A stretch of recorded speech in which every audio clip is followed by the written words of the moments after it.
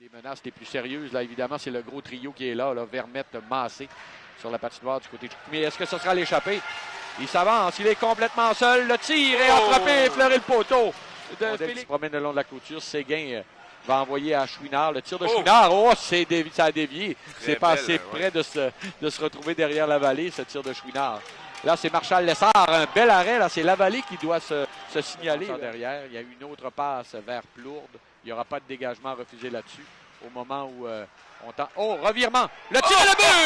Un revirement, c'était très rapide. Tir partie supérieure. Et c'est le Drakkar qui ouvre la marque. C'est Plourde. Oui, Charles, oui.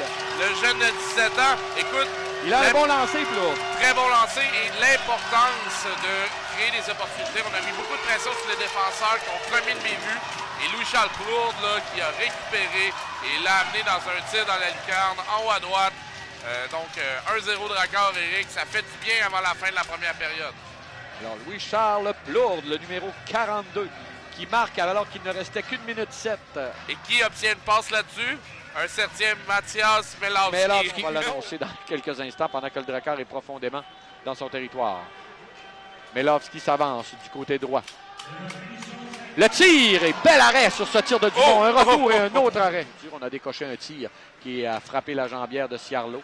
Là, derrière, on tente de ramener devant. Il y a un joueur qui a perdu son bâton. Mais les Saguenayens continuent d'insister. Et le but!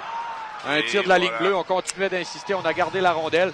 Rondelle qui s'est faufilée. Je ne crois pas qu'on a fait dévier là-dessus. Je crois bien que c'est Tremblay Mathieu qui a vu son tir se faufiler jusque derrière le gardien Ciarlo. Alors, on ramène les deux équipes à la case départ. C'est maintenant 1-1. Un but, on avait tout juste franchi la moitié du match. 10 minutes 26. Non, exact. Là, un tir qui a surpris peut-être Olivier Ciarlo. On a du côté du Drakkar. Oui, Ciarlo aimerait sans doute revoir ce tir parce qu'il n'y avait pas vraiment personne qui le voilait là-dessus. Un tir de la ligne bleue. On a simplement dirigé un disque au filet. Mann fait 2 fois qu'il se sacrifie ce soir, Matteo Mann. Ça lui fait mal, mais ça profite à sa formation. Côté du Drakkar, on connaît une très belle séquence. Belle séquence, on continue à menacer. Et le but! On continue à menacer. Je pense que c'est Dufort qui a complété l'action. On va revoir sur le tir de Chouinard, mais je pense que Dufort a fait dévier. On aura confirmation, mais le Drakkar qui, à un bon moment, là, un moment fort important, vient de reprendre les devants.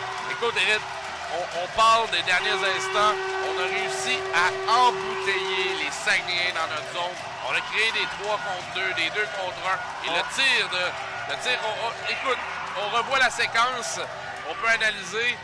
On n'a pas vu s'il y a eu déviation. On va être obligé d'attendre la confirmation. Mais moi, j'ai vu la réaction du sport. Alors, j'ai eu l'impression qu'il a touché au disque, mais peut-être pas. Alors, on aura confirmation, mais l'important, c'est pas vraiment qui a marqué. C'est que le Drakkar mène... c'est qu'il est dedans. Et voilà. Du temps de possession ici. Lantier, le tir et le but! Lantier qui reçoit l'interprète du cercle de mise en jeu, une belle passe. Et Lantier dirige un tir au filet. Tu parlais de ces fameux tirs. On parlait des mises en jeu gagnées. Exact. À la longue, ça vient de finir par payer. Lantier touche la cible. C'est 3-1, Bécomo. Et je suis content pour le jeune Julien Lantier. Écoute, c'est le jeune défenseur de 16 ans qui est dans l'ombre. C'est sûr que devant lui, il y a des gros défenseurs. Il y a des grosses chaussures à emboîter. Mais son tir, là, beau tir sur le champ. Il a reçu une très belle passe. Je crois que c'est Melowski qui a envoyé. Tire directement dans le point de mise en jeu. On sait, pour l'instant, là, c'est Fortin qui envoie au point d'appui. Bullens dans le cercle. De l'autre côté, le tir et le but. Non! Non! Oui, on semble dire qu'elle a pénétré. Oui, tu l'avais bien vu entrer. C'est Fabrice Fortin qui s'est retrouvé devant une cage béante. Alors voilà, on a retiré le gardien, ça vient de payer. Il reste beaucoup de temps, 1 minute 47. Alors, ça risque de nous promettre une fin de match très énervante. On va aller vérifier du côté des officiels, mais... Moi, il me semble bien qu'elle était entrée. Là. On a arrêté le jeu par la suite. Mais écoute, à 3-2 avec une 47, le Drakkar va devoir là, justement le fameux clou que je parle de enfoncer, ce clou-là, faut le faire. Là, du côté de la vallée, le gardien de but des Saguenay. Il renvoie rapidement, mais il y avait des joueurs... Là, oh là là, quel jeu de Ciarlo, là, c'était à paniquer un petit peu, et la rondelle qui est sortie.